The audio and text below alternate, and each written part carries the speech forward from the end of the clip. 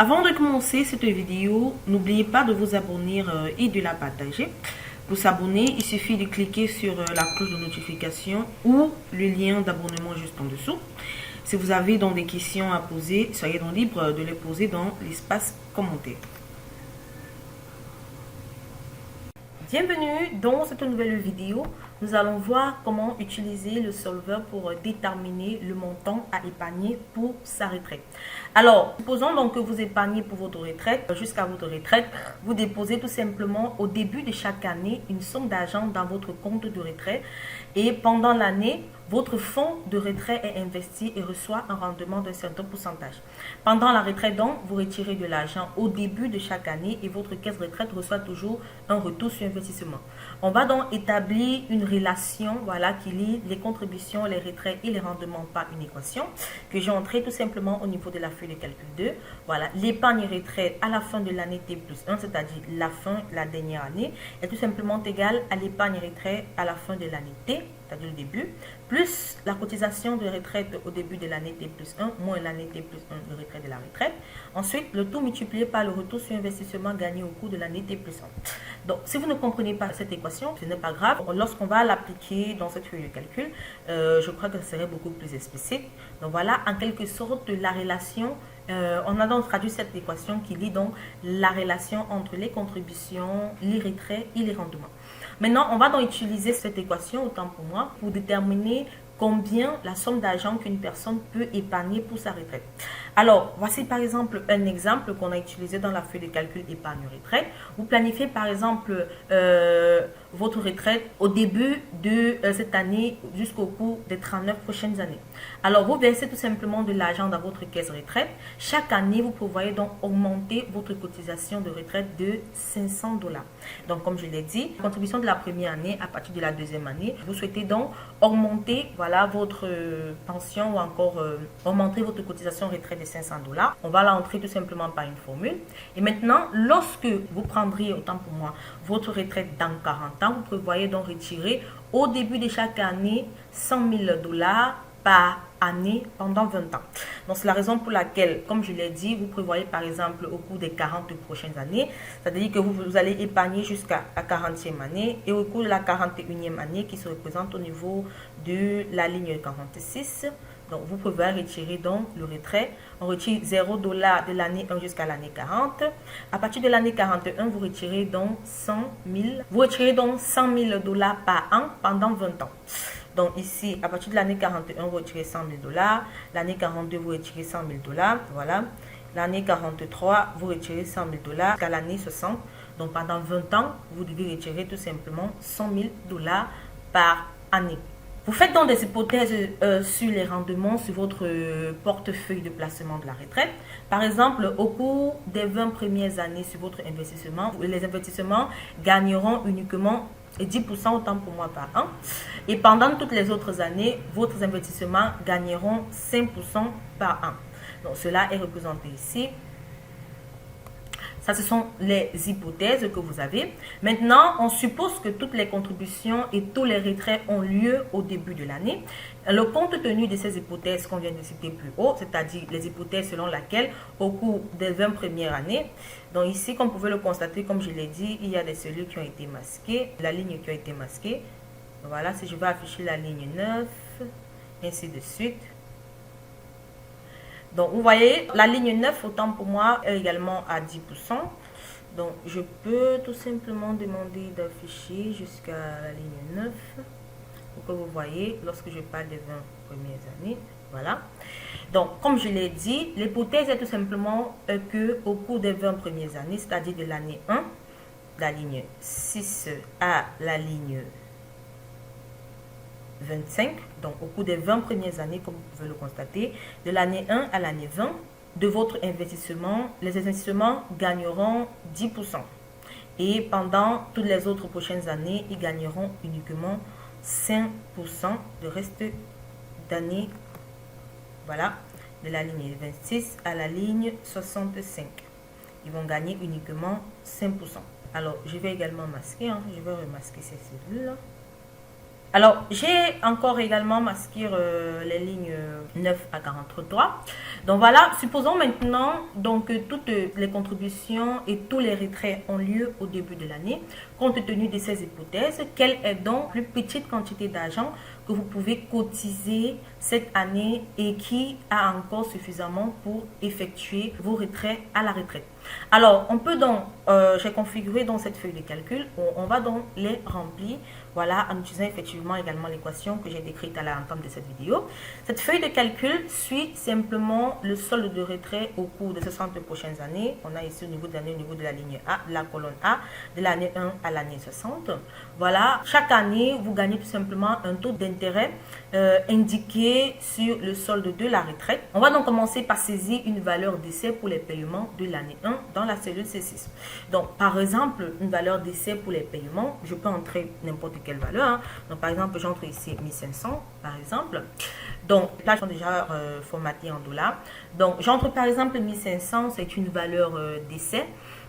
Pour le paiement de l'année 1. Au niveau de l'année 2, comme on l'a dit à l'entame de cette vidéo, vous souhaitez donc augmenter 500 dollars sur votre investissement. Donc cela signifie tout simplement que je vais entrer la formule C6 plus 500. J'ajoute dans les 500 dollars qu'on parlait de départ. Donc plus 500 dollars. Donc voilà, en quelque sorte, la deuxième année, je passe de 1500 à 2000 dollars. Donc, comme je l'ai indiqué à l'entame de cette vidéo, j'ai dit que chaque année, vous prévoyez par exemple augmenter votre cotisation de la retraite de 500 dollars. Donc, si la première année, je cotise initialement, je fais 1500. Voilà, la deuxième année, je vais tout simplement passer à 2000. Donc, je passe de 1500 à 2000. Donc, voilà, lorsque j'ai donc entré la valeur de C6 plus 500, je peux donc copier la formule de C7 à C45. Donc, voilà, je vais copier la formule autant pour moi de C8 à C45. Alors, je copie jusqu'à C45. Voilà. Donc, certaines personnes vont me poser la question, pourquoi est-ce que je m'arrête à C45? Cela garantit tout simplement que la cotisation de la retraite augmente de 500 dollars par an au cours de l'année 2 à l'année 40. Donc, comme vous pouvez le constater, on est bel et bien à l'année 40. Elle augmente de 500 dollars de l'année 2 à l'année 40. Alors, lorsque j'ai terminé, dans la colonne D, on va tout simplement au niveau de la colonne D, on a donc les rendements présumés des investissements pour chacune des 60 prochaines années. Comme je l'ai dit, les 20 premières années vont bénéficier de 10%, tandis que le reste des années vont bénéficier de 5%. Ensuite, alors, dans la plage E46 à E65, j'ai tout simplement entré la valeur annuelle de retrait, comme je l'ai dit à l'entame de cette vidéo. Vous souhaitez donc retirer chaque année 100 000 dollars. Donc voilà, j'ai entré la valeur annuelle de retrait pour l'année 41, 100 000 dollars, 42, 100 000 dollars jusqu'à l'année 60. Donc, lorsque j'ai terminé, je vais également aller au niveau de la cellule F6, autant pour moi, où je vais donc calculer les soldes de clôture. Alors, comme je l'ai dit à l'entame de cette vidéo, on va bel et bien utiliser l'équation qui dit donc que l'épargne retrait de la fin d'année, c'est-à-dire le solde de clôture de l'année finale, est tout simplement égal à l'épargne retrait à la fin de l'année T plus la cotisation de retrait au début de l'année T plus 1, moins l'année T plus 1, le retrait, multiplié par le retour sur investissement gagné au cours de l'année T plus 1. On va donc traduire cette équation qui est tout simplement égale à B6, on va d'abord entrer les parenthèses, voilà, qui est égal à B6, qui est le solde initial, qui est bel et bien égal à 0. Donc, plus C6, qui est la première contribution qu'on a entrée, moins E6, qui est le retrait. Voilà, je vais donc fermer la parenthèse. Le tout multiplié par 1, qui est l'année, première année, plus D6. Alors, je ferme également la parenthèse, je clique sur Entrée. Comme vous pouvez le constater, cela traduit tout simplement l'épargne retrait à la fin de l'année T, qui est tout simplement la cellule B6. Donc ici, l'épargne retrait de l'année T est bel et bien la cellule B6 qui représente le solde initial, plus C6 qui est tout simplement, plus C6 qui est tout simplement la cotisation retrait à l'année T plus 1, moins l'année T plus 1 de retrait qui est E6, le tout multiplié par le retour sur investissement gagné au cours de l'année T plus 1. c'est-à-dire 1, le nombre d'années, la première année, plus D6, qui est le rendement.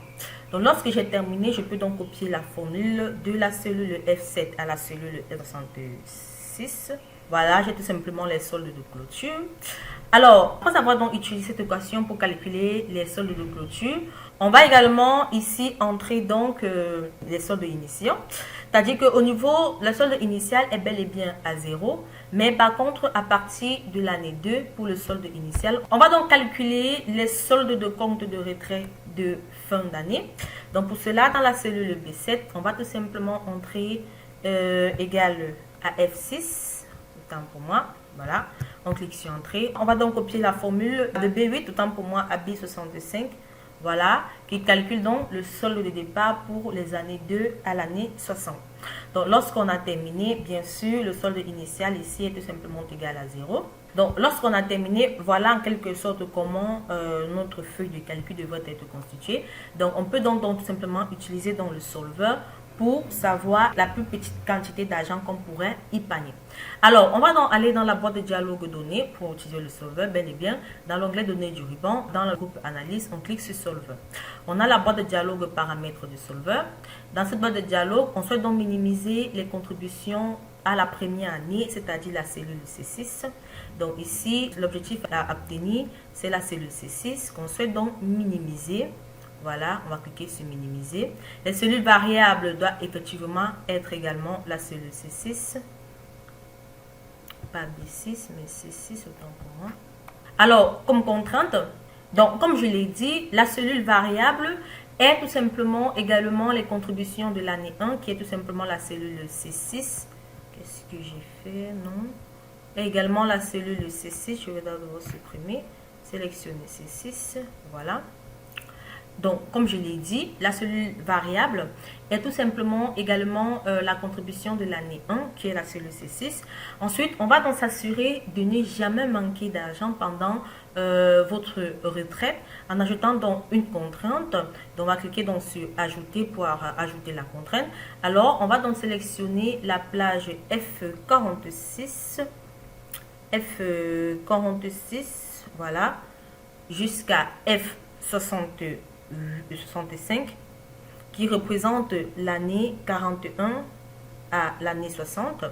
Donc voilà, tout ceci doit tout simplement être supérieur ou égal à 0. C'est-à-dire qu'on doit s'assurer de ne jamais manquer d'argent. F46 à F65, voilà. Pour que le solde de fin d'année des années 41, comme je l'ai dit, à l'année 60, ne soit pas négatif. On va cliquer donc sur OK. Pour revenir, c'est la seule contrainte d'ailleurs. On va cliquer sur OK pour revenir à la boîte de dialogue et paramètres de solver. Alors, ici, on va tout simplement sélectionner la résolution simplex PL, tout simplement parce que la cellule cible ou encore la cellule, l'objectif à déterminer, est égale à la cellule changeable, C6, C6. Et la contrainte est créée en ajoutant tout simplement des multiples de cellules changeables. Notez également qu'on va tout simplement cocher la case « Rendre les variables sans contrainte non négative ». Lorsqu'on a terminé, on peut donc cliquer sur « Résoudre ». Et là, on a tout simplement le résultat du solver. Voilà, après avoir donc cliqué sur « Résoudre », on constate tout simplement que la contribution pour la première année devrait être de 1387,87 $. Ce modèle, comme on l'a dit, est linéaire. Donc, je clique donc sur OK pour conserver les résultats du solver. Alors, il est également important de noter que le retour sur l'investissement n'étant pas le même chaque année, il n'existe donc aucun moyen simple d'utiliser des fonctions financières d'Excel pour résoudre ce problème. Donc, le solver donc fournir un cadre général qui peut être utilisé, n'est-ce pas, pour analyser les problèmes de planification financière lorsque les taux hypothécaires ou encore les rendements d'investissement ne sont pas constants. Donc, voilà en quelque sorte de savoir combien le montant minimal à débourser chaque année pour avoir pour sa retraite. Et voilà, on a dans le montant, on va donc avec donc un montant de 1387,87 $ pour la première année. On peut donc au cours des 40 prochaines années retirer un montant de 100 000 $ par an. Voilà, et le solde de clôture serait tout simplement égal à 0. Voilà, j'espère que vous avez aimé la vidéo. Nous allons donc nous retrouver également très prochainement dans une nouvelle vidéo.